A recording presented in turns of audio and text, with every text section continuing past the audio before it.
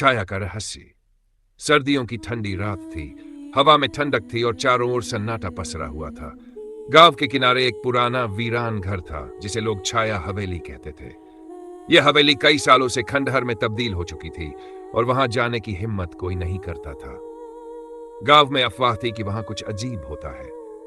रवि, एक युवा और जिज्ञासु लड़का जो हाल ही में शहर से गांव आया था, इस तरह की कहानियों पर विश्वास नहीं करता था। उसने ठान लिया कि वह इस रहस्य का पता लगाएगा। इस बार पूर्णिमा की रात मैं हवेली में जाऊंगा, उसने अपने दोस्तों से कहा। उसके दोस्त रोहित और संजीव डर गए। रवि, ये मत करो, लोग कहते हैं जो भी वहां गया वापस नहीं आया, रोहित ने चेतावनी दी। लेकिन रवि ने उनकी बात को अनसुना कर दिया। उसने एक मशाल, टॉर्च और अपनी हिम्मत के साथ हवेली जाने की तैयारी कर ली। उस रात जब चांद की रोशनी धरती पर बिखरी हुई थी, रवि चुपके से हवेली की ओर बढ़ा। हवेली का मुख्य दरवाजा जर्जर हो चुका था। उसने धीरे से दरवाजा खोला। अंदर घुप अंधेरा था। पुराने फर्नीचर और दीवारों पर मकड़ी के जाले थे। हर कदम पर उसकी सांस तेज हो रही थी। जैसे ही वह अंदर पहुंचा, उसे फर्श पर कुछ खरोंच के निशान दिखाई दिए। ये निशान किसके हो सकते हैं? उसने खुद से पूछा। वह निशानों का पीछा करते हुए एक बड़े कमरे तक पहुंचा। कमरे के अंदर घुसते ही अचानक ठंडी हवा का झोंका आया। रवि को महसूस हुआ कि कोई उसे देख रहा है। उसने चारों ओर देखा, लेकिन वहां कोई नहीं था। तभी उसे किसी के रोने की आवाज सुनाई दी। आवाज एक कोने से आ रही थी। कौन है वहां? रवि ने कांपते हुए पूछा। कोई जवाब नहीं आया। आवाज बंद हो गई। रवि ने उस कोने में जाकर देखा। वहां एक पुराना झूला था जो खुद ब खुद हिल रहा था। रवि ने झूले के पास जाने की हिम्मत की। तभी उसने एक परछाई देखी। वह छाया तेजी से कमरे के दूसरे छोर की ओर भागी।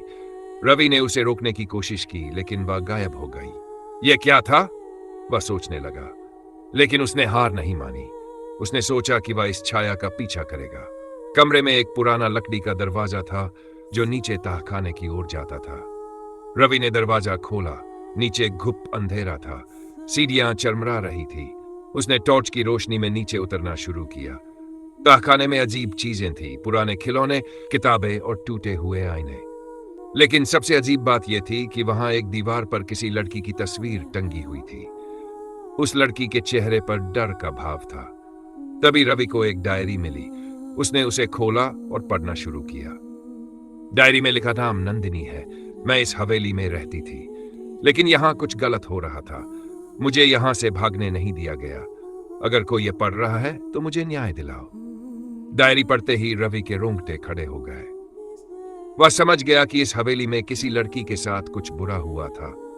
जैसे ही वह डायरी पढ़ रहा था, अचानक एक जोर की आवाज आई। उसने पीछे मुड़कर देखा तो वही छाया उसकी ओर बढ़ रही थी। वह डर के मारे चिल्ला उठा। तुम कौन हो? उसने हिम्मत जुटाकर पूछा। छाया रुकी और धीरे धीरे एक लड़की का रूप लेने लगी। यह वही लड़की थी जिसकी तस्वीर दीवार पर लगी थी। मैं नंदिनी हूं, उसने धीमी आवाज में कहा। मुझे इस हवेली में कैद कर दिया गया था। मेरे अपने लोगों ने मुझे धोखा दिया। मेरी आत्मा यहां भटक रही है। मुझे न्याय चाहिए। रवि ने हिम्मत जुटाई और पूछा, मैं तुम्हारी कैसे मदद कर सकता हूं? नंदिनी ने कहा, मेरी हत्या करने वाले आज भी इसी गांव में हैं। उनका नाम रघु और सुमेर है। उनकी सच्चाई सबके सामने लानी होगी। रवि ने वादा किया कि वह यह करेगा। अगली सुबह रवि ने गांव वालों को बुलाया और पूरी घटना बताई। पहले तो किसी ने उसकी बात पर विश्वास नहीं किया, लेकिन जब उसने नंदिनी की डायरी और तहखाने की तस्वीरें दिखाई तो लोग चौंक गए। गांव के बुजुर्गों ने बताया कि रघु और सुमेर ने हवेली को हड़पने के लिए नंदिनी की हत्या की थी। उनकी यह साजिश कई सालों तक छुपी रही। गांव वालों ने रघु और सुमेर को पुलिस के हवाले कर दिया। नंदिनी की आत्मा को न्याय मिला। उस रात रवि को सपने में नंदिनी ने धन्यवाद कहा। अब मैं शांति से जा सकती हूं, उसने मुस्कुराते हुए कहा। रवि ने राहत की सांस ली। वह जानता था कि उसने सही काम किया। समाप्त।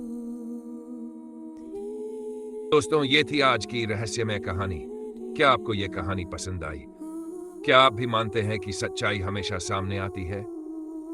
अगर आपको यह कहानी अच्छी लगी हो तो इसे लाइक करें, अपने दोस्तों के साथ शेयर करें और चैनल को सब्सक्राइब करना न भूलें। हमारी अगली कहानी में एक और अनोखा और रहस्यमय सफर आपका इंतजार कर रहा है। तब तक के लिए ध्यान रखें और सुरक्षित रहें। धन्यवाद।